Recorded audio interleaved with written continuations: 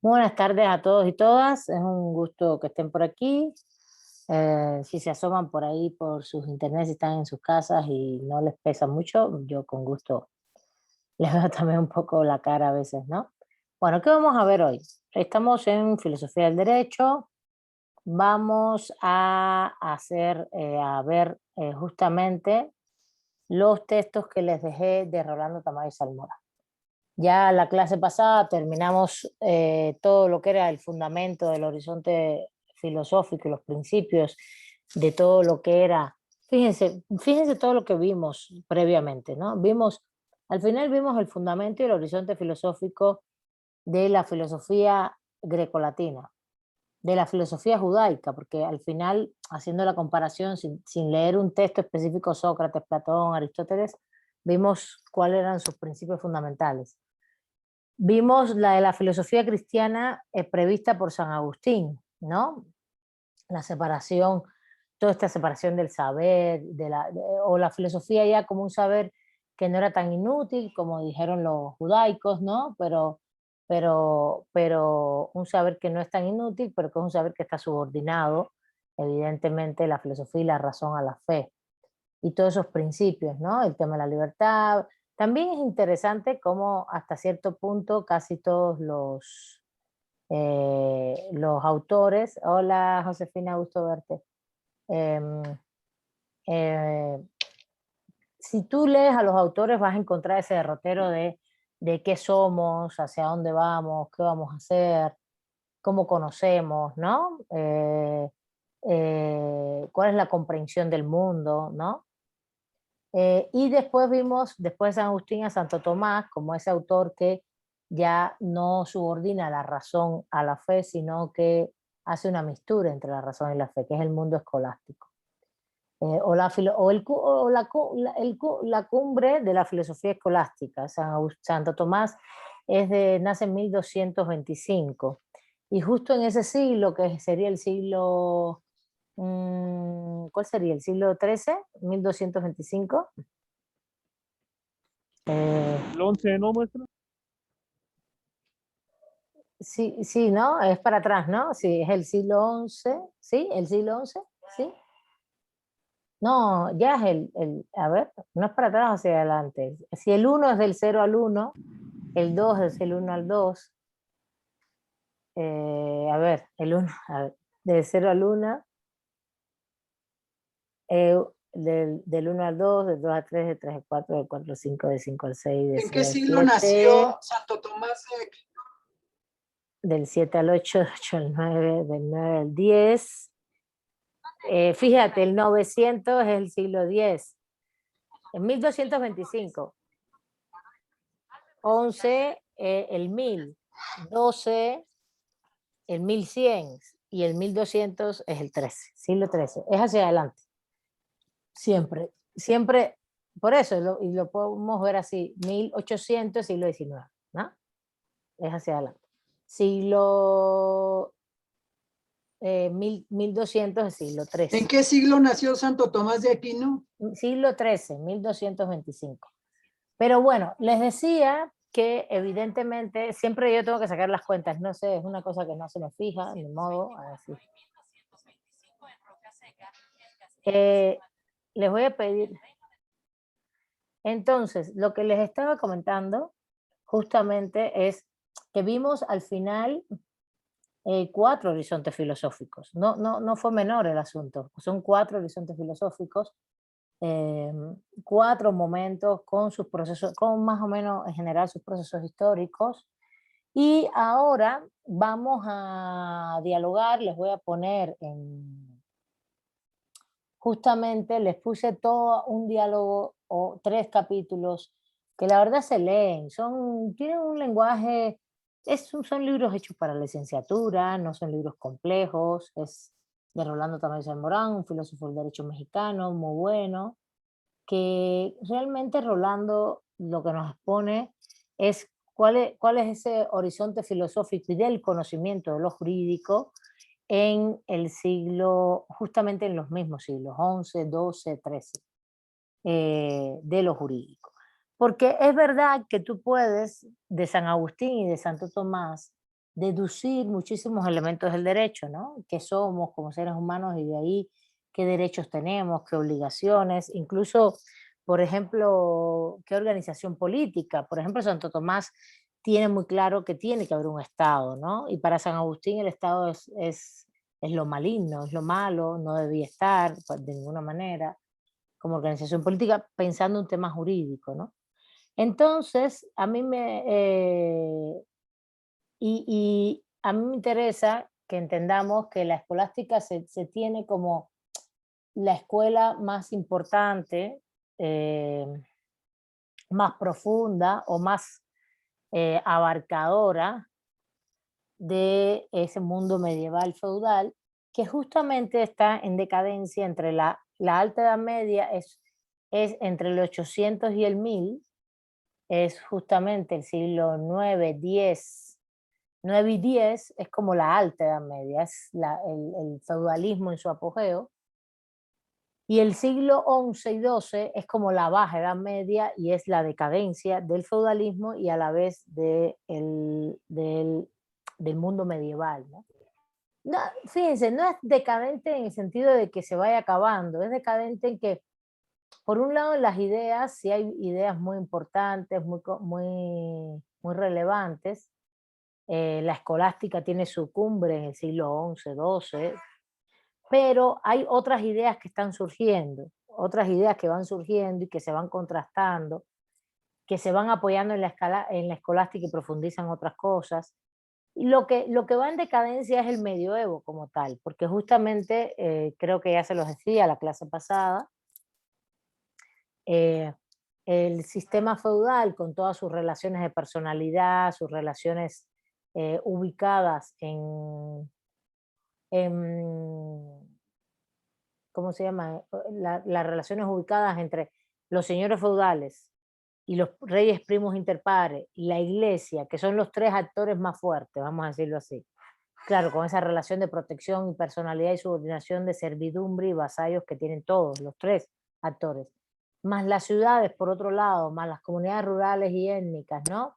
Todo esto genera que al final las ciudades se siguen desarrollando en materia comercial, la iglesia y los señores feudales y los reyes primos interpares se enfrentan, están enfrentadísimos, y hay un contexto muy claro en el siglo XI, X, 11 y 12, que es el contexto de las luchas por las investiduras, por ejemplo, que es el enfrentamiento entre el sector eclesiástico, la iglesia, el poder eclesial y los poderes seculares, señores feudales, los reyes, por tener la prerrogativa de tener la última palabra sobre, al final son títulos nobiliarios, los títulos nobiliarios te pesan sobre una razón de clase social, de bienes, de poderes, etcétera, ¿no?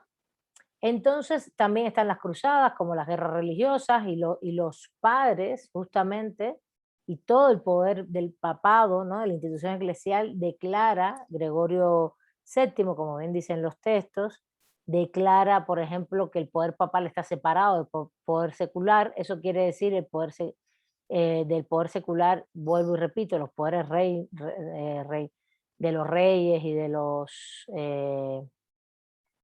los reyes y de los señoríos feudales, que no eran otros que un primos inter pares, los reyes, ¿no? Un primero entre los iguales. Entonces, justamente lo que va a pasar es que eh,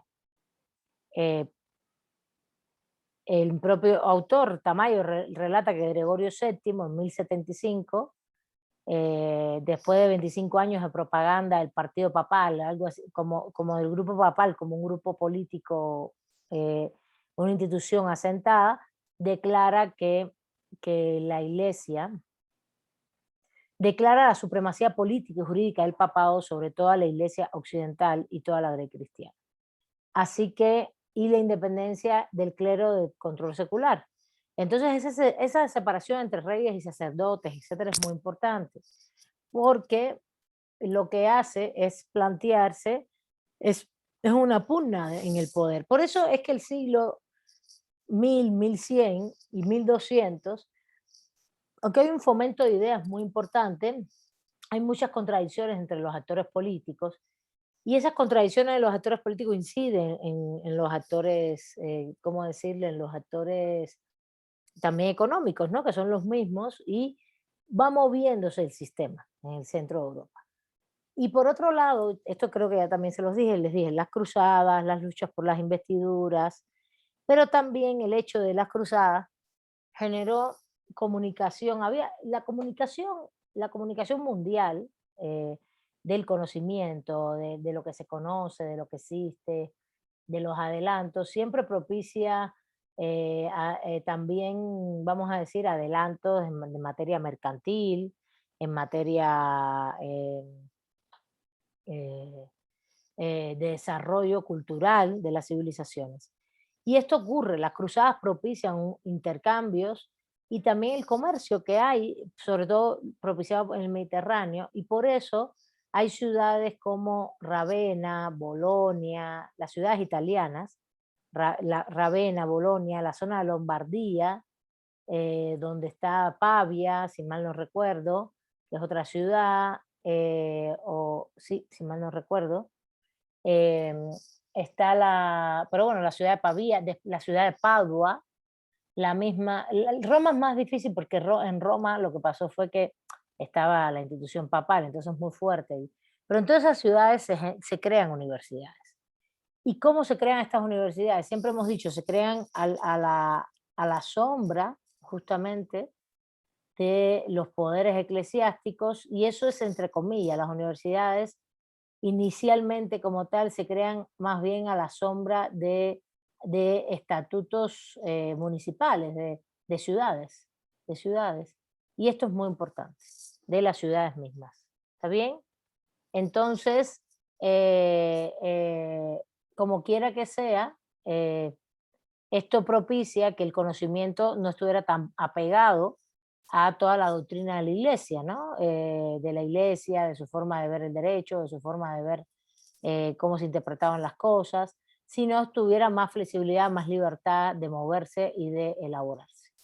Entonces, esto es importante acotarlo, porque siempre hemos dicho, las universidades están asociadas al poder eclesiástico. Sí, de hecho las universidades surgían, por ejemplo, Bolonia, bajo una potestad y un estatuto de la ciudad en sí. De hecho, ahí se relata que Matilde, que es una duquesa, trae a Irnerio, que es un famoso jurista, para que justamente imparta derecho en Bolonia, imparce el profesor, el catedrático de derecho en esa universidad, y y es la primera gran universidad que va generando todo el tema de la ciencia moderna, de la ciencia jurídica medieval, disculpen, no moderna. Entonces es muy interesante que esto tiene que ver después, y después decían, no, pero lo autorizó ella, lo autorizó el emperador. Bueno, igual, aunque fuera si la autorización era de un emperador, te dice la medida de que realmente estaba separado la universidad del poder eclesiástico. Después el poder eclesiástico disputó que Bolonia estuviera subordinado a ellos, la iglesia disputó esto, pero quedaron con cierta autonomía y cierta flexibilidad. Y esto es muy importante, aunque ustedes no lo crean, porque esto te genera que no estuvieras tan supeditado a la propia doctrina eclesiástica en la forma de construir conocimiento, etcétera, etcétera. Esto es el contexto que quería yo darles en cuanto a justamente, que ya lo hemos hablado, en cuanto a lo que va a pasar con la ciencia jurídica medieval, vamos a decirlo así, o con el derecho desde el punto de vista filosófico jurídico, su construcción como conocimiento, su percepción como conocimiento. Fíjense, estamos hablando de las universidades porque estamos hablando del derecho como un conocimiento, ¿no? No el derecho justamente, no estamos hablando de qué derecho positivo regía, no, no, no. Estamos hablando de cómo se conocía el derecho y cómo se fue conformando una noción cognoscitiva sobre el derecho, ¿no? Cómo lo conocemos. Entonces creo que ya les dije todo, no sé si falta algo de contexto. Que la comunicación con el Medio Oriente generó también comunicaciones que eran comerciales y también por las luchas estas de las cruzadas, genera que todo lo que existía, acuérdense que si el Imperio Romano Occidental cae, todo lo que se conocía en ese Imperio Romano Occidental en Roma, todos los libros, los que están en Alejandría, muchos libros estaban en Alejandría, en Egipto, pasan a Bizancio. Bizancio es justamente Constantinopla, y pasan hacia allá. Y todo se va hacia allá. Acuérdense que, a ver, no había imprenta todavía. Justo, miren, en los años 800 en China dicen que ya había imprenta. Miren qué interesante esto, ¿no? En los años 800 en China. Pero dicen que ya ellos imprimían libros. Pero bueno, siempre se ha dicho que para el occidente la imprenta surge justamente en el medioevo europeo. En ese medioevo, a partir de las universidades surge la imprenta. Entonces, lo que quiero es que entiendan que en el mundo antiguo, cuando se hacía un libro, se escribía a mano. ¿Sí? Sí saben eso, ¿no? Se escribía a mano. Y al escribirlo a mano, evidentemente, cuando tú lo escribías a mano, qué es lo que pasaba? Que eso para reproducir el libro y que llegara a otro lugar, tenías que volverlo a escribir. ¿Sí se entiende? Sí es peculiar esto. No es que, porque se escribía sobre, bueno, primero sobre piel, después sobre el papiro, que se iban sacando las hojas, pero evidentemente eran tratamientos con la base también de animal, de pieles y cosas así, para que fueran duraderas. O el papiro, yo no sé cómo es el tratamiento, no desconozco, pero esto provoca, por ejemplo, que en Alejandría, cuando se quemó la biblioteca de Alejandría, perdimos una cantidad de obras del mundo antiguo que no conocimos nunca, ¿eh? No las conocimos. Y entonces lo que tenemos, lo que conocemos hoy, fue lo que quedó y pasó, se lo llevaron en barcos hacia Bizancio, hacia Constantinopla, hacia el Imperio Bizantino. Y entonces todo, por ejemplo, toda la obra de Aristóteles, todas las obras de Platón, no todo se conocía. Entonces eso también es algo importante que entra y empieza a penetrar como conocimiento por las luchas y por el intercambio comercial dentro de esa baja edad media, ¿no? Siglo XI, XII, XIII. Y se empieza a conocer y a reproducir también, porque fíjense, el autor habla de manuscritos, no sé si pudieron leer algo de Tamayo, pero él habla de los manuscritos que se encuentran, por ejemplo, el Digesto en Pisa.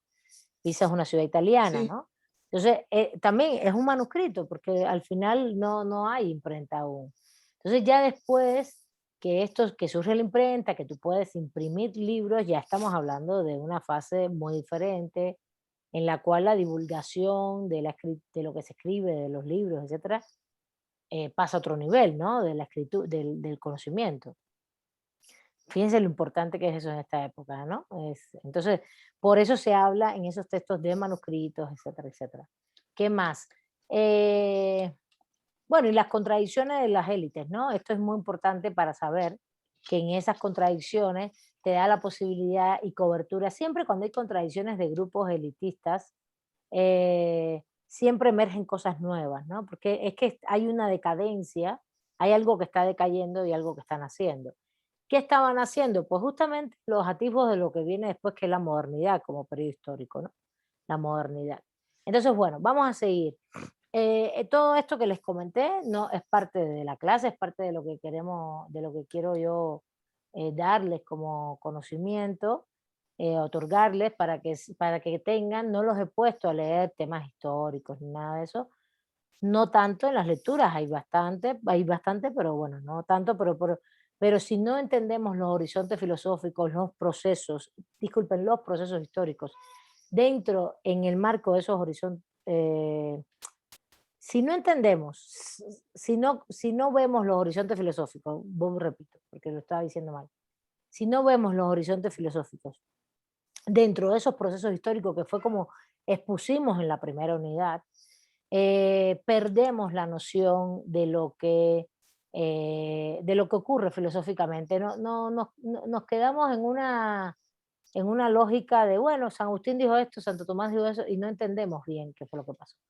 Entonces, vamos a ir a la parte jurídica. Creo que de Santo Tomás dijimos todo. Creo que lo único que podría yo agregar, déjenme agregar este punto antes de pasar a la parte jurídica, es que yo creo que hay que también pensar con fuerza que el pensamiento eclesiástico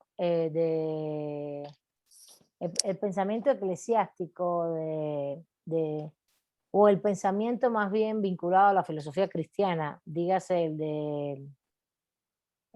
de San Agustín, que es como vamos a decir su gran precursor, ¿no? O su gran exponente, vamos a decirlo así. Su gran exponente, no es precursor, porque cristianos y filosofía cristiana hubo muchas, sino su gran exponente. em, y la filosofía, bueno, ese específicamente voy a decir, para mí tiene un ánimo de verticalidad, ¿no?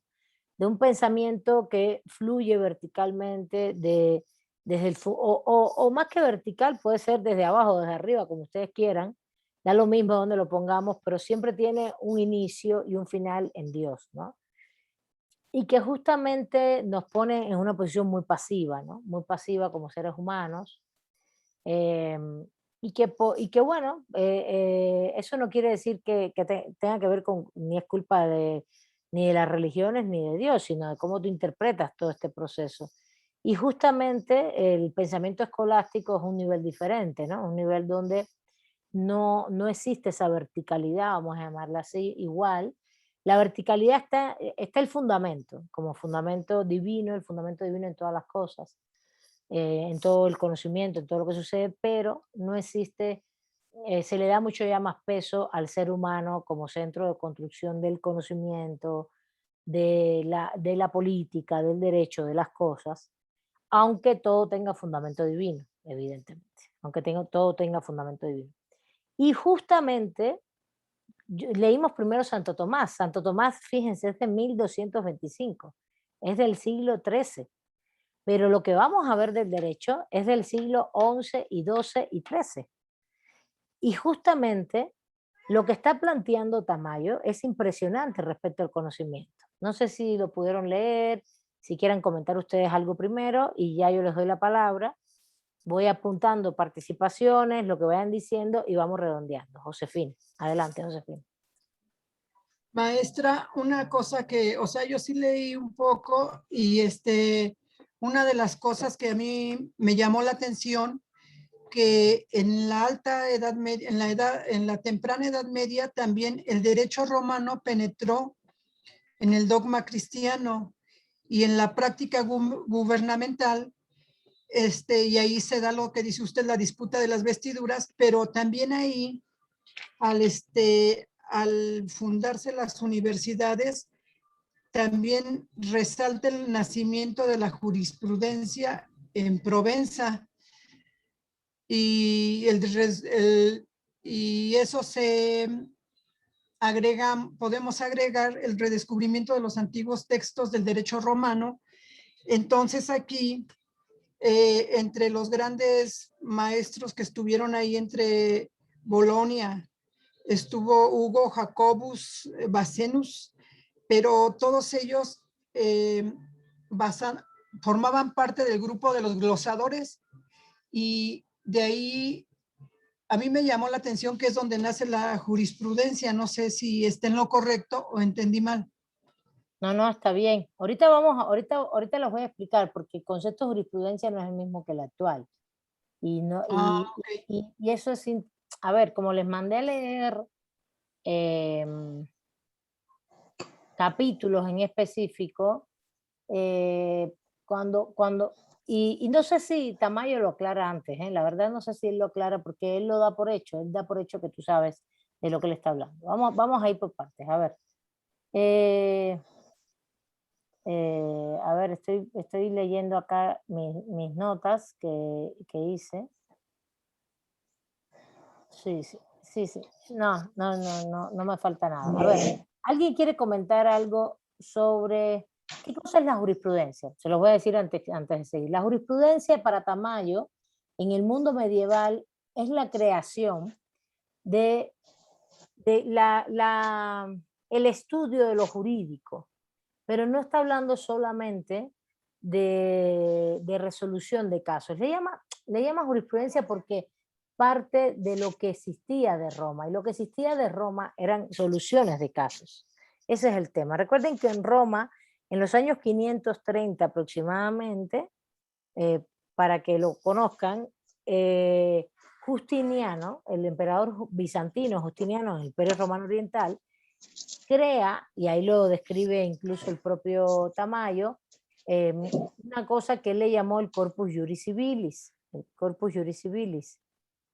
Y el Corpus Juris Civilis no es otra cosa que un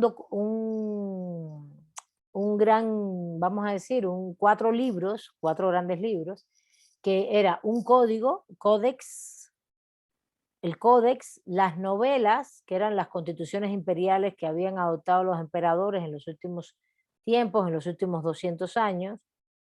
Cuando hablamos de constituciones imperiales no tiene nada que ver con la constitución que conocemos hoy. Los que están conmigo en constitucional saben perfectamente que la constitución que conocemos hoy es un documento y una concepción que nace en el siglo XIX, XVIII, XIX, no tiene nada que ver en esa época, cuando se hablaban de constituciones imperiales, eran como leyes aprobadas por los emperadores. Y las leyes podían ser cosas muy específicas sobre el matrimonio, sobre algunas carácter sucesorio de no sé cuántas cosas, sobre bienes, pero no había esa sistemática que tenemos hoy.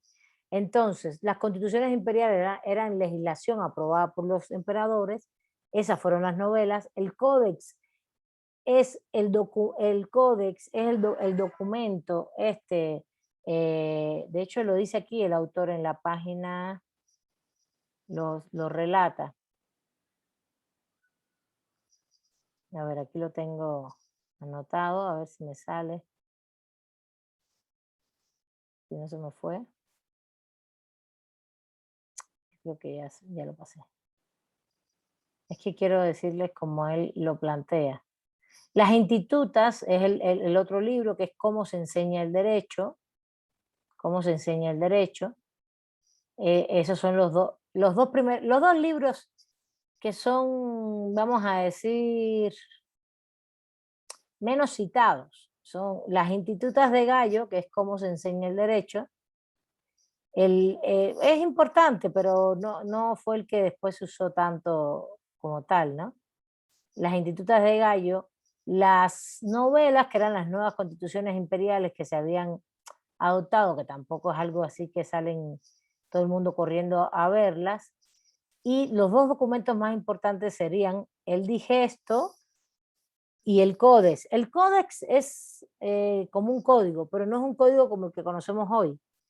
El códex es como una recopilación de, a ver cómo decirle, de instituciones jurídicas, de casos que trabajaban instituciones jurídicas, que se habían, de opiniones incluso, de casos que trabajaban en instituciones jurídicas. Y el digesto era, por eso se le llama también pandectas, era la compilación de las opiniones de los juristas. Y entonces se entiende más como una opinión jurisprudencial, ¿no? Argumentativa sobre las instituciones. ¿Sí me entendieron? ¿Sí van conmigo? Pero todo lo que hablan... ¿Qué? Perdón, maestra. Dime, Luis. ¿El bigesto qué era? Perdón. ¿El bigesto qué significaba? Digesto, es con D, digesto en el chat, a ver. Sí, gracias, maestra. A ver, espérame, porque lo voy a poner acá, porque si no, tienen que verlo, si no también. Digesto, el códex, que es como código, de ahí viene la palabra código, códex, código, de codificar, de compilar, novelas de nuevas constituciones. Novelas viene de nuevas.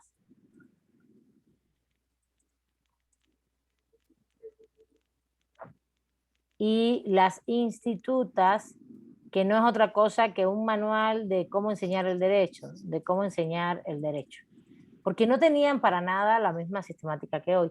¿Cuáles son los dos más importantes? El digesto y el codex. ¿Qué cosa es el digesto? Pues justamente el digesto son lo llamadas también pandectas. Esto lo pueden encontrar en muchos libros. Y por eso en las escuelas filosóficas del derecho hay escuelas que se llaman escuelas de la pandentística, ¿no? En O sea, Alemania. Y, espérame, y él dije esto, las pandetas, es como las opiniones de los juristas. Ahora te doy la palabra. Y el códex son los casos agrupados con cierta organicidad, que entonces cuando tú los ves, vas a ver ahí las instituciones. No es un código como el que tenemos hoy, que trae primero los principios generales, después quiénes son las personas, por ejemplo, el Código Civil, después cuáles son los bienes, después cuáles son las relaciones, las obligaciones, los contratos, si se entiende, no tiene esa organicidad. Pero los códex en este caso eran casos que ya tenían por lo menos una cierta, temas similares estaban agrupados. Dime, Ramiro, adelante. Sí, profesora, gracias. Yo considero que también era importante en esa parte, sí, ya lo está poniendo, el Jus Civili, porque pues era la compilación, ¿no?, del derecho civil, que en ese entonces era la base, ¿no?, de todo el derecho. Esto es el Corpus Juris Civilis, Ramiro. Esto que estás diciendo, eso no sé a qué te refieres con el Jus Civilis, pero esto que estoy diciendo es el Corpus Juris Civilis. Es un documento que tiene 4 libros, ¿entiendes? Que tiene 4 libros, que justamente son estos 4 libros que acabo de exponer ahora. Y necesito explicarles que esto existe y cómo surgió para que ustedes entiendan de dónde viene justamente todo lo que de dónde viene todo lo que ahora estamos leyendo, que es la ciencia jurídica medieval. Cuando el autor habla de jurisprudencia, está hablando de cómo se crea el conocimiento sobre lo jurídico, del derecho en general, y el conocimiento sobre lo jurídico, y está basado fundamentalmente en esto, en el Corpus Juris Civilis. ¿Sí? ¿Alguna duda hasta aquí? Aquí se aprueba por el emperador, es una compilación, el Corpus Juris Civilis son compilaciones de estos grandes 4 libros que tiene que ver con todos estos temas que estoy diciendo, desde de Roma, de la antigua Roma, de la Roma republicana y la Roma imperial. ¿Está bien? Bueno, ¿podemos seguir o hay alguna duda?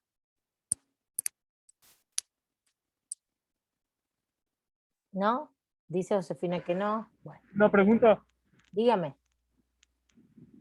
¿En dónde se encuentran las mejores obras de derecho? ¿Fue en la Biblioteca de Alejandría, maestra? No, Luis, dijimos que en la Biblioteca de Alejandría había muchos textos de filosofía, toda la obra grecolatina. Bueno, ahí se podías encontrar la obra, los discursos y todos los textos que se elaboraron en Grecia y en Roma. Pero en derecho no, hay que leer los textos, Luis, porque justamente el autor está hablando todo el tiempo de Italia y acabo de mencionar las ciudades italianas en las cuales, y Alejandría está en Egipto, las ciudades italianas en las cuales está todo este proceso que se da del medioevo europeo. Bueno, entonces voy a seguir. El medioevo, ¿qué es lo que está pasando con el derecho desde el punto de vista, vamos a decir, filosófico, científico, en esta época? Justamente. El derecho, lo que va a ocurrir realmente en ese contexto que acabo de explicar hace un rato, es que van a surgir las universidades. Van a surgir las universidades, como ya comenté, la universidad surge evidentemente asociados a padres, a padres específicamente, pero realmente las universidades, aunque ustedes no lo crean, tienen un elemento fundamental en su surgimiento, que es el estudiar lo jurídico. ¿Y qué van a estudiar? Pues lo que acabo de exponerles de los textos de derecho romano. Ese Corpus Juris Civilis, justamente, eso es lo que van a estudiar, el Corpus Juris Civilis. Entonces, las universidades tienen son pequeños grupos que se van creando, ahí lo explica muy bien el autor, se les llama estudia, estudia, porque los grupos se llamaban así, grupos de estudia, donde se reunían más bien estudiantes, de ahí viene la palabra estudiantes. Se reunían los que querían aprender, por ejemplo, sobre el derecho. Esto después se fue incrementando y de ahí también se reunieron los médicos, ¿no? El grupo de estudios sobre médicos y después más adelante los grupos de estudios sobre teología. Pero los primeros grupos de estudios son de derecho. ¿Y qué les interesa? Pues contratan a profesores, a gente que sabía sobre el derecho romano, sobre este corpus juris civilis que acabo de exponer aquí anteriormente. Es una exposición evidentemente general, no estamos hablando de todo lo que ocurre, y lo que va a pasar es que los van a contratar para que les enseñen esos textos del derecho romano, les enseñen qué dicen estos textos de derecho. En este sentido, las universidades nacen en función de la enseñanza del derecho romano. Y entonces, y a eso se le agrega, además, se le agrega todo el pensamiento escolástico que viene surgiendo, que está consolidando entre el siglo XI, XII y XIII, pero sobre todo el XI, que es sobre todo el método dialéctico dentro de la escolástica. La escolástica es, ahorita lo vamos a ver, es un gran movimiento intelectual, es donde está Santo Tomás, pero Santo Tomás es del siglo XIII, y justamente lo que dice Santo Tomás, que ya lo vimos, pero vamos a aplicarlo a toda la escolástica, va a tener que ver con justamente usar la razón y usar la filosofía para poder llegar a Dios también, acercarnos a Dios. Dios es inconocible, nunca vamos a llegar a Él, pero como más nos podemos acercarnos es usando esa razón y usando el mundo que nos creó, usando nuestro raciocinio, que es parte de lo que Dios creó, y no poniéndola detrás de todo, sino en un papel fundamental, ¿no? El ser humano con la razón, porque al final todo eso es creación de Dios. Por tanto, es importante, Él también quiere no solo que lo usemos y quiere que lo usemos y que, según lo que plantean los escolásticos, ¿no? Y que seamos, vamos a decir, efectivos o, ¿cómo se diría? Eh, que crea las cosas, así lo plantea Sea, Dios crea las cosas en función de que seamos que seamos todos partes de ella. No, eso lo dice muy claro Santo Tomás, no crea las cosas para que nosotros pensemos que están malas, ¿no? Las ciudades, los estados, todo eso es parte de Dios. Y entonces dice, crea las cosas, la naturaleza, nos hace que subordinemos la naturaleza, los seres humanos, los animales, las plantas a nosotros los seres humanos, que la utilicemos en nuestro aprovechamiento, que vivamos en paz, en armonía, pues todo eso lo creó Dios, pero lo crea en función de que el hombre lo utilice, lo haga, lo expanda, no solamente para que esté allí. Para el servicio del ser humano, dice. Ujú, ujú. Exacto. Entonces, cuando ellos unen, y ahí es donde está la conexión entre la escolástica y ese pensamiento escolástico, no de filosofía cristiana, sino el escolástico, con el derecho. Porque al surgir las universidades surgen con estos grupos de estudio, con estudiantes que quieren aprender derecho romano porque se empiezan a salir manuscritos. Esto mismo que preguntaste, Luis Roberto, ¿dónde estaban? Los manuscritos estaban. Había un manuscrito del Digesto en Pisa y había unos manuscritos en Bolonia. Irnerio traía esos manuscritos en Bolonia, en Ravenna, eran muy romanistas, entonces ellos habían rescatado esos manuscritos ¿de qué? Del Corpus Juris Civilis, de ese documento que les puse en el pizarrón, de esos documentos. Entonces, el rescate más bien es, lo que van a hacer es empezarlos a estudiar, pero ¿cómo los estudian? Usando el método escolástico, usando la dialéctica, pero la dialéctica no es como la conocemos igual hoy, sino una dialéctica basada en las ideas, ¿no? En las ideas. no la dialéctica marxista o materialista que conocemos del marxismo, sino ese método dialéctico como un método dentro del método escolástico que hace muy complejo el análisis de los documentos y el análisis de lo que allí se está haciendo. Es un ejercicio metodológico intelectual que es como lo van a empezar a estudiar y a la vez que lo estudian van a tener un resultado. Fíjense, no es un estudio así nomás, ahorita vamos para allá. ¿Alguna duda hasta ahí para seguir? ¿No? Sí. Si están por acá, si están por acá o me Estaba tienen, leyendo. o me Sí, tienen seguimos aquí. abandonada. Bueno, Soy yo, Ramiro. sí, yo sé, tú estás por acá, estás participando, gracias. Estaba viendo si tenía bien internet. Bueno, a mí lo que me llamó la atención es precisamente el estudio del derecho romano, cómo influyó, dice la lectura, ¿no?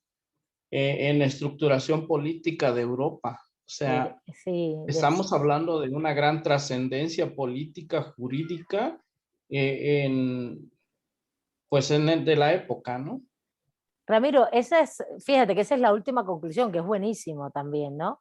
Que cómo influye al final que todo ese estudio que se hace en las universidades, pero vamos por partes, ya sabemos que surgió en la universidad, ya sabemos que vamos a estudiar el derecho romano, pero entonces, ¿qué sale de ese estudio? Porque no es un estudio como el que estamos haciendo ahora, ¿eh?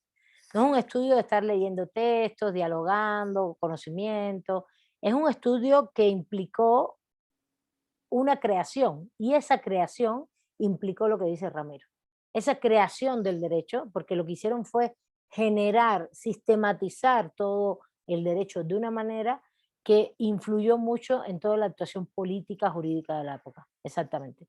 Se empezó a usar y trascendió, se metió en todo el continente, se hizo transnacional, se metió en todos los espacios y prefiguró, fíjense, lo que acaba de decir Ramiro es muy importante, prefiguró la creación de sistemas jurídicos y de órdenes jurídicos hacia lo que vino después en la modernidad, que eran órdenes de regiones, como países, vamos a decirlo así. El autor dice países y nacionales, pero lo nacional está muy lejos todavía, es hasta el siglo XIX, pero sí 18, 19. Pero empezó a prefigurar esa cosa de tener un derecho en un espacio determinado, con una sistemática, con un orden, que es el que justamente toda esa tradición es la que tenemos hoy en el mundo, que es que cada país tiene su propio derecho, su propio sistema jurídico, su orden jurídico, etc. ¿Está bien? Eso es muy importante. Bueno, vamos a seguir. El primer punto entonces, ya vimos contexto. El segundo punto, dentro de ese contexto surgen las universidades para aprender derecho romano. ¿Dónde están los textos de ese corpus juris civilis? A ver, voy a quitar, de todas maneras, si necesitamos la pantalla, lo vamos a poner. No se preocupe. ¿Dónde está?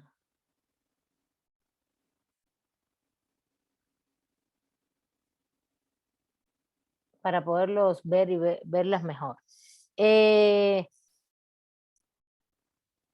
Después que tenemos el surgimiento de las universidades donde se estudia el derecho romano, se aplica el método dialéctico en la llamada jurisprudencia, que no es otra cosa que el pensamiento escolástico. Como el pensamiento escolástico incluye ese método dialéctico y es una noción muy específica de conocer las cosas, de hacer práctica en el conocimiento, en las ideas, ¿no? Que ahora la voy a explicar. Entonces, a ver, ¿qué es lo que va a pasar? Miren, hay una cosa que él dice muy clara. La idea de orden jurídico no existía en el siglo XII. El siglo XII es el año 1100. No existía la idea de orden jurídico. ¿Saben lo que es un orden jurídico? Un orden jurídico justamente es un sistema completo, bastante completo, coherente, sobre todo un sistema, un conjunto de elementos que están engarzados unos a otros y que nos hacen tener hoy el orden jurídico que tenemos hoy, ¿no? Por ejemplo, en constitucional, tenemos constitucional, pero tenemos el bloque de constitucionalidad, ¿no? Con los tratados internacionales. De ahí se derivan todas las normas jurídicas, pero Lo que sabemos es que hay toda una rama que tiene que ver con constitucional, administrativo, fiscal. Por otro lado viene civil, después de civil que viene personas y bienes, obligaciones, contratos, familia, sucesiones, ¿no? Penal, y después de todos esos los procesales, ¿eh? En penal, penal general, penal especial, por ejemplo, ¿no? Penal general regularmente tiene que ver con los conceptos de delito, de sanción, etcétera, y especial ya con los tipos delictivos, ¿no? Específicamente y cuáles están regulados en el derecho positivo. Y después vienen los procesales, ¿no? Pero con penal hay muchas cosas, criminología, criminalística, no sé, podríamos trabajar derecho penitenciario, ¿no? Bueno, después seguimos, y después seguimos a otra rama, por ejemplo, internacional. Internacional público, internacional privado, penal internacional, derecho internacional de los derechos humanos, por ejemplo, los regímenes que tienen que ver con el comercio, que tengan que ver con algo internacional. Bueno, y el otro área podría ser todo lo que es comercial, ¿no? Todo lo que es mercantil, que se deriva del civil, pero es mercantil, comercial, por ejemplo, bursátil, lo bancario, todo lo que tiene que ver con el sistema financiero, bancario, que bueno, puede ser privado, puede ser público, ahí se conecta con fiscal. ¿Ven esa organicidad, esa madeja? ¿La perciben lo que estoy diciendo? Eso es una madeja que tiene jerarquía, ¿no? ¿Se dan cuenta que tiene jerarquía y orden? ¿No? ¿Sí se dan cuenta de eso, de lo que estoy explicando? Eso se los di en sistemas jurídicos románicos, los que tomaron conmigo legalidad.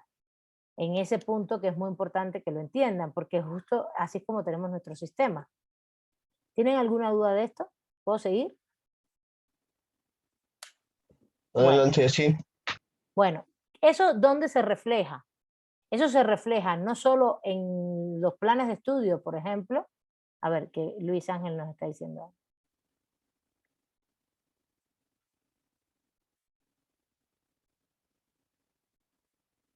Sí, claro, es que eso se refleja, como estás diciendo muy bien Luis Ángel, en la propia licenciatura, en los planes de estudio, porque tú no puedes saber constitución, no puedes saber administrativo si no sabes constitucional y sucesivamente, pero también se refleja en el sistema jurisdiccional.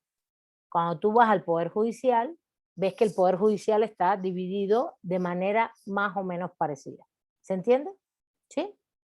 ¿Se entiende lo que estoy diciendo? Bueno, entonces, ¿de qué estamos hablando? Esa sistematicidad no la construyeron ni en la República ni en el Imperio Romano. Lo que ellos construyeron fueron las instituciones. Por ejemplo, el concepto de persona, que es un concepto abstracto, ¿no? El concepto de persona jurídica, ¿no? La persona jurídica es una ficción, ¿no? Todos nosotros somos personas jurídicas, somos personas físicas que tenemos capacidad jurídica. ¿Ya están viendo civil? ¿Ya vieron civil, no? ¿O no? No, ¿verdad? Sí. Ya, profesora. Ay, Josefina, Sí, yo sé que familia. tú te me adelantaste un poquito, yo sé también, pero por eso esta materia es más para arriba. Porque justamente cuando tú ves personas, la materia civil es la más muy buena para explicar este ejemplo, ¿no? Tú ves el concepto de persona. El concepto de persona, ¿qué implica? Que tú tienes, para ser persona, que tienes que tener capacidad jurídica. Ahí hay otro concepto. Y también tienes atributos de la personalidad, ahí hay otro concepto. Y de ahí las personas pueden ser físicas y morales, otro concepto. Capacidad de gozo. La capacidad jurídica es capacidad de goce y capacidad de ejercicio, no solo capacidad de goce. Son dos, exactamente. Gracias, así mismo, Ricardo, como lo está poniendo Y Ricardo. derechos, y por consiguiente tiene derechos y obligaciones en el momento. Exactamente, exactamente. De ahí se deriva, después que tienes todo ese engranaje, después tiene relaciones jurídicas, entonces tiene derechos y obligaciones, muy bien, ¿no? A ver, Ramiro, si quieres comentar. Adelante, yo prefiero que ustedes lo comenten, no yo, ¿eh? Yo me da mucho gusto. Bueno, sí, efectivamente lleva todo un orden. De hecho, en otras universidades, te lo dan como civil 1, 2 y 3 y 4. Uh-huh. Obviamente antes te dan la base, que es derecho romano. derecho romano es una materia, desde mi punto de vista, muy esencial, porque ahí es donde se comprenden todas las figuras en el aspecto histórico, las figuras jurídicas que en la actualidad pues manejamos, ¿no? Entonces, bueno, en la universidad no te lo dan. Yo afortunadamente lo tomé en otra universidad antes de llegar aquí a la UACM, llevé Derecho Romano y, y pude entender, ¿no? Lo que es personas y familias, obligaciones, contratos y demás, ¿no? O sea, hay de verdad un orden sistemático que si tú no vas entendiendo poco a poco desde el principio, desde la historia que es el derecho romano, pues simplemente te pierdes, ¿no? Estoy de Sí. acuerdo. De hecho, lo Es estamos simplemente, integrando. Dale, dale, termina, disculpa, adelante. entonces, pues yo cuando llegué a la universidad, pues sorpresa, ¿no? O sea, no había derecho romano, digo, yo ya lo había acreditado, ¿no? Entonces, eh, pues entender la verdad del derecho romano es complejo. A mí al menos se me hizo complejo. ¿Por qué? Porque hay figuras muy abstractas, hay figuras muy, eh, pues que tienen mucho sentido, ¿no? Por ejemplo, si hablamos y del concepto res, ¿sí? Pues muchos, si no llevan derecho romano, pues no lo vas a entender, ¿no? Dice, pues res, pues es un animal, ¿no? Pero res dentro del derecho romano, pues es una cosa, ¿no? Sí, y así, Exactamente. definitivamente, yo considero que esta parte es muy fundamental para la formación de nosotros como profesionistas y como abogados. Es todo, profesora. Gracias. Qué bueno, Ramiro, me da mucho gusto lo que comentas, porque justo estamos nosotros en el cambio de plan de estudio. Ya yo, de hecho, yo hice programa con Jorge, un profesor que ya se fue, que es una pena que ustedes no hayan conocido, se fue de la universidad a otra universidad, que dio muchos años clase de Derecho Romano en Cuba, también venía conmigo de Cuba, y nosotros fuimos los que dijimos que había que darla, que era importantísimo, por lo mismo, por todo lo que dijo Ramiro, justamente, porque te ayuda a comprender lo que viene después, ¿no? En civil, además cuando das eso, ya, por ejemplo, y también agregamos la materia de historia, de la historia que yo les estoy dando a pedacitos en todas las materias, ¿no? Para que ustedes tengan todo ese panorama para poder adentrarse a todas las instituciones ya del derecho positivo. Porque si no, se les vuelve difícil, claro, se les vuelve muy difícil. Y, no, y el derecho romano no es solamente lo civil, también está lo público, que es muy importante y que después lo puedes seguir tocando en constitucional, ¿no? Entonces es muy... ojalá se implemente la modalidad en línea dentro de la universidad y podamos seguir, Alex, impartiendo clases así. Yo no tengo ningún problema. A mí me gusta mucho y he logrado hacer muchas más cosas, así que trasladándome. Pero bueno, lo que quiero decir es que lo que vamos a hacer es ponerla y es muy importante. Entonces, bueno, volvemos al tema. Eh, ¿Qué fue lo que...? El problema es que, mira, esto mismo que aprendió Ramiro en la otra universidad, que son manuales de derecho romano, ustedes lo pueden bajar. Si quieren, entren ahí a la Biblioteca Jurídica Virtual de Jurídicas y pueden bajar manuales de derechos romanos y lo pueden leer y bueno, no es igual que se los expliquen, pero tampoco están, yo creo que lo pueden saber bien y conocer. Te va a explicar no solo la historia, derechos romanos incluso se da en 1 y 2. Yo tomé clases en Cuba en 1 y 2. El 1 era la historia, y el 2 eran las instituciones.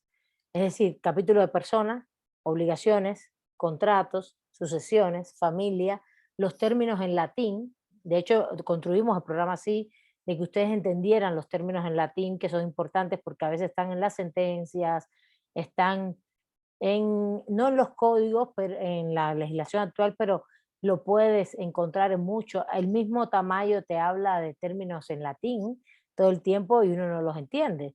Y entonces tú dices, bueno, ¿y esto qué quiere decir? No es lo mismo usar una frase, la frase no, pero los principios, como nullum crimen, nulla pena sine previa lege penale, es un principio en latín, no hay crimen ni pena sin ley penal previa, ¿no? Y todo esto te va ayudando a ir comprendiendo el derecho actual, ¿no? Las instituciones que tenemos. Pero lo que Ramiro comentó, y está muy bien, es que él estudió esas instituciones, los conceptos, los términos en latín y las instituciones. Pero ¿qué va a pasar? Que los medievales, y ahí ahora voy al texto de Tamayo, en el siglo XI, que fue lo que hicieron. Lo que ellos hicieron fue estudiarse los casos. Fíjense, él lo explica muy bien. Él dice, lo que hicieron fue estudiarse todos los documentos, el digesto, el códex, sobre todo, el digesto y el códex, que eran las opiniones de los juristas y la compilación de casos. ¿Y qué hicieron? Empezaron en todo, en el códex, el digesto, a glosar, a hacer glosas y a justamente exponer durante en todos estos documentos qué es lo que ellos creían que querría decir todo lo que se planteaba allí. A ver, voy a ir por partes.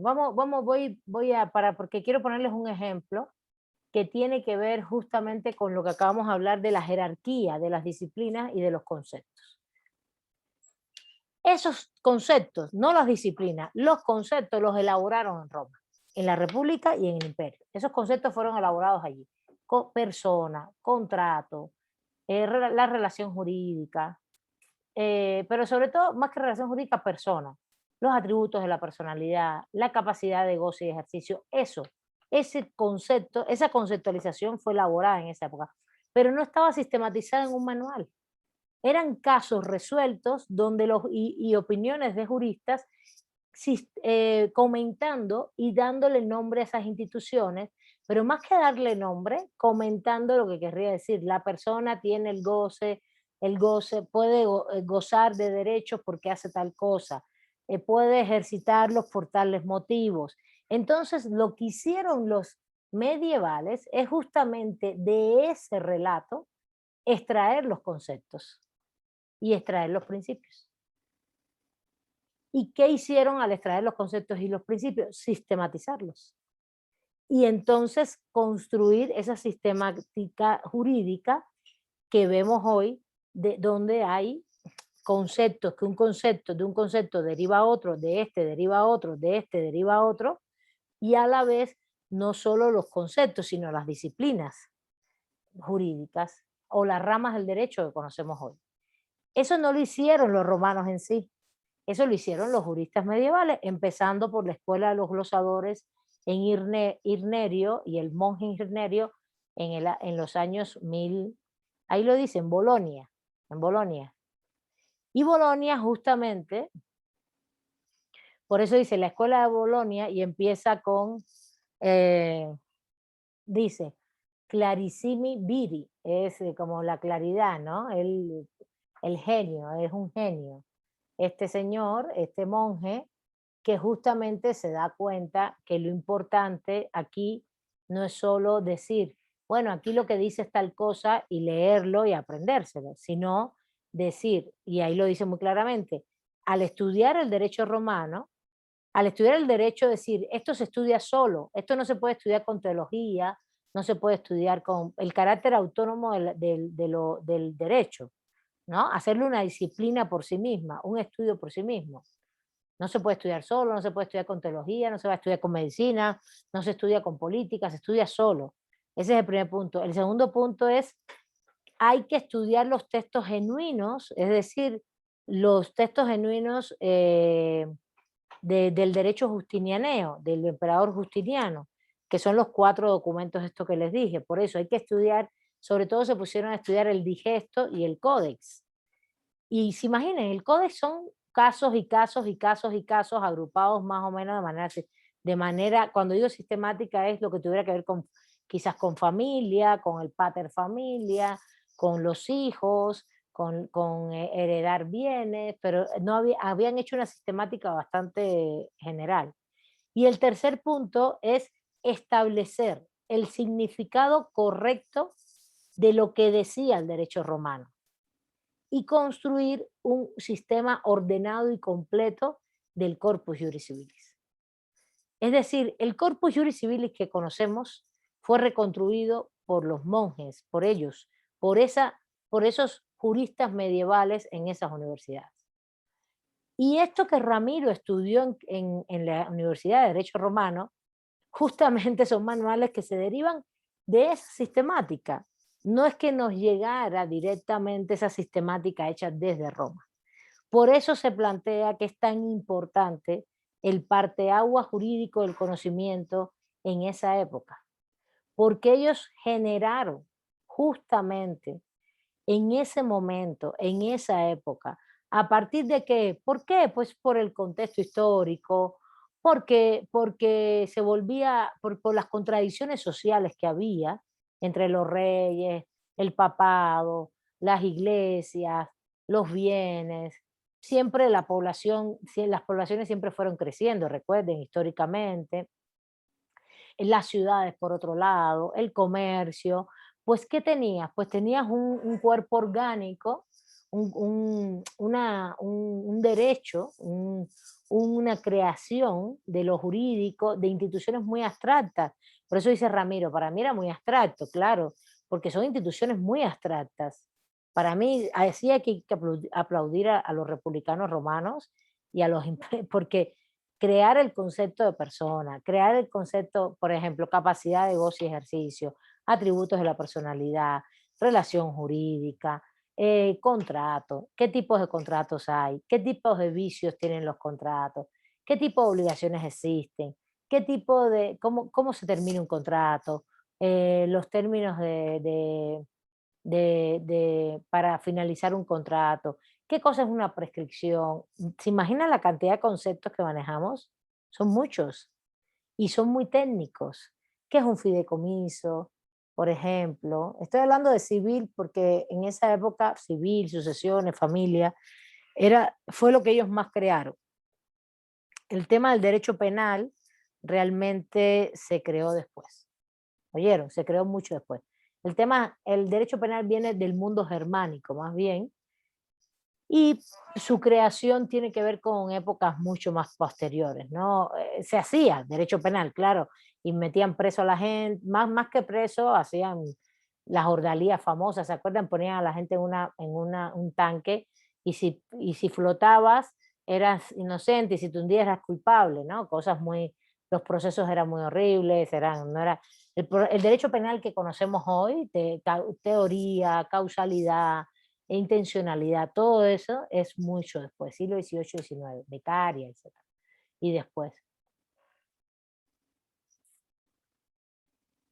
También, a ver, déjame darle la palabra a Ramiro para responderte eso, Luis, porque realmente la palabra contrato viene de Roma, pero el contrato social es como un pacto, es como sí, es como nos relacionamos y cómo nos entendemos unos con otros, ¿no? Estoy de acuerdo. Y entonces, evidentemente, eso viene de Roma, que es un pacto entre cómo nos ponemos de acuerdo Josefina y yo para hacer una compraventa, o Héctor y yo para hacer una permuta, por ejemplo, o para hacer un fideicomiso, ¿no? Siempre hay, y para eso tienes que saber el concepto de voluntad, por ejemplo, y si tenemos voluntad o no, y la voluntad se deriva de la capacidad jurídica, y así. Va a ver, Ramiro, adelante. Es que tocó un punto muy importante, persona, con respecto tocó un punto al aspecto mercantil. Bueno, sí, en ese entonces existían, pues, normas jurídicas en un aspecto sustantivo y pues también en un aspecto adjetivo. Entonces, por ejemplo, en un aspecto pues sustantivo, pues teníamos la ley de lechazón, ¿no? Que estaba pues regulada por la Lex Rodia del Actu y el préstamo a la pobreza, ¿no? Entonces, bueno, o sea, tan amplio era el derecho romano, ¿sí? Que no tan solo, como dice usted, trascendía a lo penal, ¿no? o a lo civil, sino también a lo mercantil. O sea, de verdad son Más bien, instituciones que hoy en la sí. actualidad, pues las seguimos ocupando. Sí, De, claro, en otro contexto, ¿verdad? sí, en otro contexto. Y más Es bien, todo. penal no, penal, Ramiro, poco. La verdad, elaboraron poca teoría penal como la que conocemos hoy. Muy lo básico. Lo que más hicieron fue civil, y justamente el mercantil se deriva del civil.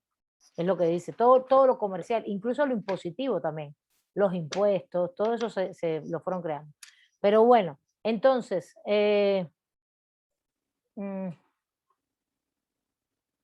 sí, pero el mercantil es como la relación ya comercial más amplia entre personas jurídicas morales, abstractas, ¿no? Entre empresas, pueden ser entre personas jurídicas morales, ¿no? Porque puede ser el Estado, pero es una persona jurídica moral también. Y, y regularmente cuando tú eres un sujeto de derecho mercantil, ahí cuando tomen las clases con Rodrigo Mason, lo van a saber, los sujetos de derecho mercantil no es lo mismo que un sujeto de derecho civil, ¿no? Josefina y yo hacemos una compraventa y lo hacemos porque somos propietarias de un bien, tenemos personalidad jurídica propia, física, tenemos capacidad de goce y ejercicio, tenemos voluntad y capacidad de goce y ejercicio. Si yo fuera menor de edad, no tuviera capacidad sí de goce, pero no de ejercicio, hasta que sea mayor de edad, depende del contrato que vayamos a hacer. Puede ser que un contrato civil sí, pero no es de matrimonio, por ejemplo, y así sucesivamente, ¿ven? Entonces, esto es muy interesante, porque todo eso se fue, todas esas instituciones se elaboraron en esa época. Ahora, vamos a lo que hicieron los juristas medievales. Lo que hicieron los juristas medievales, sí, ellos, lo que pasa es que los juristas, a ver, lo que pasa es que los romanos resolvían casos, eran muy casuísticos. De hecho, Tamayo lo dice en el texto, que los juristas medievales se asombraron, que uno se puede asombrar de cómo realmente todo eran casos y casos y casos. Cuando tú hablas de un caso, ¿de qué hablas? De hechos, y a partir de los hechos resuelves un conflicto. ¿Qué hicieron los medievales? Sistematizar todo eso. Y sistematizar y entonces darle cuerpo y nombre a todos los conceptos universales, a toda una serie de conceptos y convertirlos en universales y en principios y en conceptos generales, ¿no? El mismo concepto de persona, el mismo concepto de familia, el mismo o de persona, todo lo que se deriva de este, y hacer una clasificación género-especie, personas, son físicas y morales. Que las personas que tienen, además, como personas jurídicas, tienen atributos de la personalidad. ¿Qué más tienen? Capacidad de gozo y ejercicio. Esos conceptos, nominar el concepto, nominar es ponerle un nombre, darle un nombre y darle un contenido. Eso viene de los casos de Roma y lo sistematizan y lo hacen un corpus los juristas medievales. ¿Cómo lo hacen? ¿Por qué? Porque lo vieron muy claro. Irnerio, por eso el autor le llama a Irnerio un genio.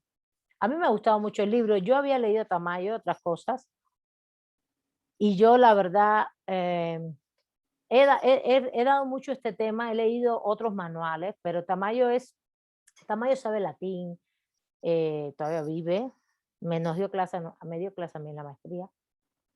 Creo que ya no da clases, no está tan mayor, pero ya no daba clases.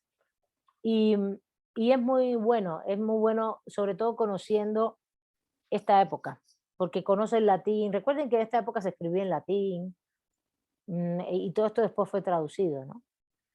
Y esto se estudia en filosofía del derecho, chicos y chicas. Esto no se estudia, esto les puedo dar un panorama en la historia, pero entonces se pasa muy rápido. En filosofía del derecho, porque es interesantísimo que, entonces, ¿cuál fue el objeto de estudio? Pues documentos, los documentos básicos, y entonces darle todo, establecer el significado correcto de toda la compilación justiniana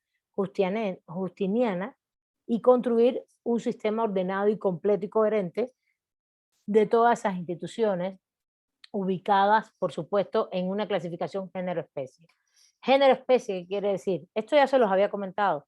Esto tiene que ver con el pensamiento aristotélico, con el razonamiento aristotélico. Acuérdense que ustedes van viendo cuáles son las características que se agrupan, en este caso en un texto. El mundo empírico de los juristas medievales son los textos, los documentos, no es la vida, no son las cosas de la vida, del mundo, son los documentos, y tú vas agrupando las características y vas haciendo, como les acabo de decir, ¿no? Evidentemente, para hacer cualquier tipo de relación jurídica, tú tienes que tener una personalidad jurídica. Fíjense, hoy eso es distinto. Hoy los derechos humanos tenemos derechos inherentes a la personalidad de nosotros. Nacemos y ya tenemos derechos.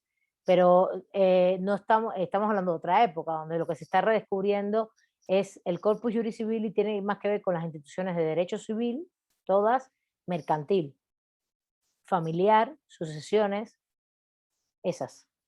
Civil y todo lo que deriva del civil, ¿no? Familiar, sucesiones, obligaciones, contratos, ¿no? Mercantil con todo lo que deriva del mercantil. ¿Está bien? No podemos hablar, por ejemplo, en esa época de un derecho laboral, como hablamos hoy, por ejemplo. ¿Sí se entiende? No se puede, no es lo mismo, no lo ven igual, no lo ven tan...